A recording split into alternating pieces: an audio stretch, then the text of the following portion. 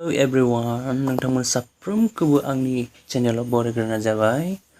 दिनै आं नोंसोरनि लागै मोनसे गोदान आपडेट लानानै फैदों। बेनो जाहैबाय रिजाल्ट जों गोबाव समनिफ्रायनो नेनानै दंमोन SLRC नि रिजाल्टखौ माब्ला मोनगोन होननानै। स्टेट लेभेल रिक्रुटमेन्ट कमिसन नि रिजाल्टखौ जायफोरानो रिटेन टेस्ट होनानै दं बिथांमोना नेनानै दङ। गोबाङानो नेनानै दङ।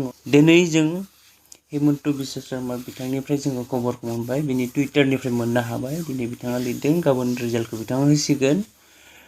ग्रेड 4 पस्ट क्लास 4 पस्टनि रिजाल्टखौ बिथाङा गाबोन होसिगोन। टुइटाराव माबोरैहाय लिरदों नोंथांमोना नायनानै लादो। हिमन्त बिश्व शर्माया गावआनो टुइटाराव बेबायदि लिरनानै होदों। जों नायनो हायो टुइटाराव, बिथांनि टुइटाराव थांनानै जों गावबा गाव नायनो हागोन। बिथाङा बेबायदि लिरदों दिनै 2 आवार्सनि सिगां। I'm happy to inform that Assam State Level Recruitment Commission for Class 4 posts is announcing its result for the written test on 18 October 2022. I hope this transparent process will provide the youth of Assam an opportunity to serve the state. बिथाङा बेबायदि लिरनानै होदों। गाबोनो जों रिजाल्टखौ मोननो हासिगोन। सेबानि वेबसाइटनि official वेबसाइटआव थाङोब्लानो जों बेखौ रिजाल्टखौ जों नायनो हागोन।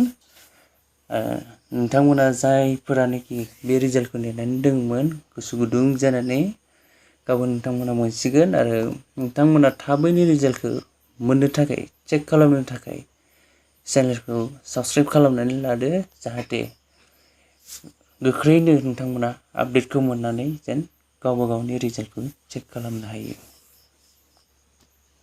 Thank you for watching.